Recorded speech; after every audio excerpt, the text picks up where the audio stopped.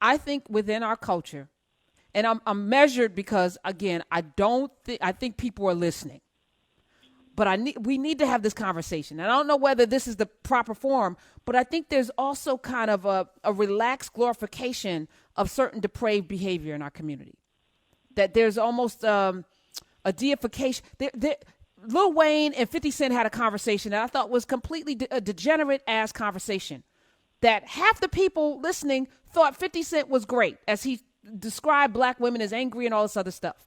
And Lil Wayne, who is not, neither one of those are like brilliant thought leaders, yet they get platforms to be able to inject thought into society and folks follow that. Do you know what I'm saying? As somebody with a PhD who sits there and you pour over studies and you do your research and you got your footnotes and you're out there doing this work, that two cats can sit and talk and chat and people cling to it. Millions of people, they have an opinion. Half of them think that degenerate ass thing you just said was dope. Thumbs up.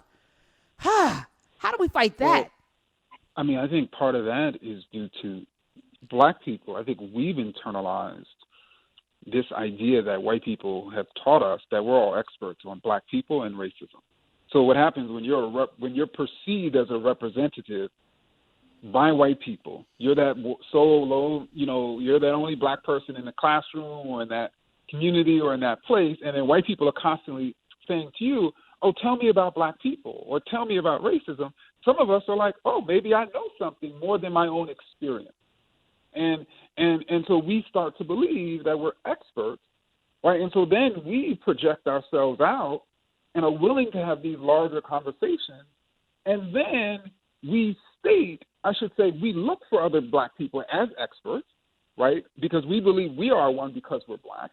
And so then the people who actually study this work are just viewed as other people who have opinions, right?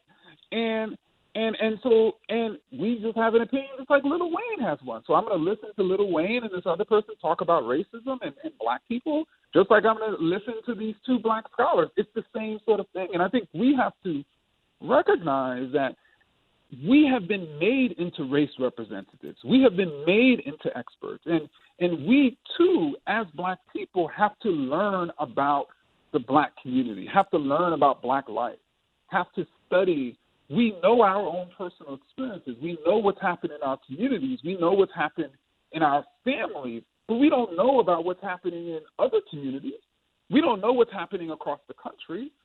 It's similar, but it's different. And we have to learn that, too, if we're going to project ourselves as knowledgeable about black people. And I also think we're certainly not experts on racism just because we're black. So just because you're a victim of an oppression doesn't make you an expert. You are an expert on what it feels like to experience racism. But and so I think that will also help, too, Ken. So is this why you decided to do a series of children's books, and now you have like Anti-Racist Baby, so that we can start to get young people engaged? Tell me about this venture of yours, the Anti-Racist Baby. Oh, yeah. I mean, Anti-Racist Baby, and also partnered with Jason Reynolds to rewrite Stamped from the Beginning for young people. And so you have young people as early as 9 and 10 years old reading about the history of anti-black racism because, I want young people, including black youngsters, to really learn about the history of anti-black racism, to learn about what it means to be anti-racist, because obviously the earlier we learn that the problem is racism and the problem is not what's inferior about black people, I think the better.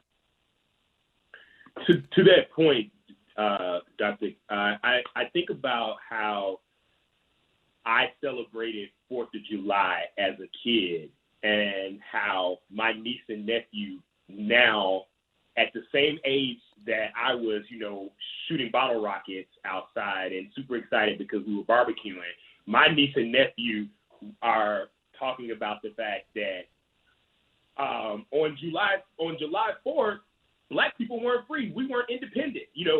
They have an awareness that I didn't have that makes me excited about what little aware and history, knowledgeable black kids it's what they can do in the world. Can you talk just a little bit about what you think that shift in having a clearer understanding of history means for younger generations of Black folks, and maybe even younger generations of white folks?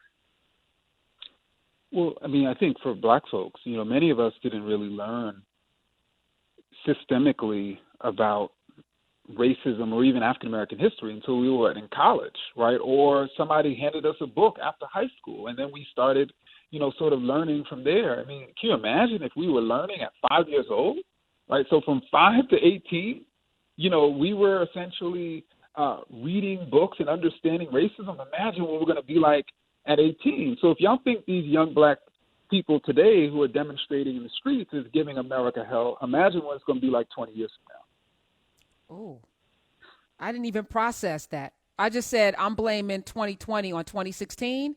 You're saying something right now, Dr. Kendi, that how we're raising these kids up right now, we won't see the impact of that for another 10, 15 years, and it's going to be amazing.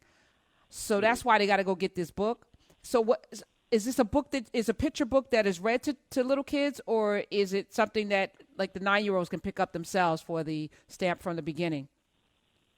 So Anti-Racist Baby is a picture book that can be read to young people, and for 9-year-olds they can pick up Stamped: Racism, Anti-Racism, and You, which is a YA version of this history of racism.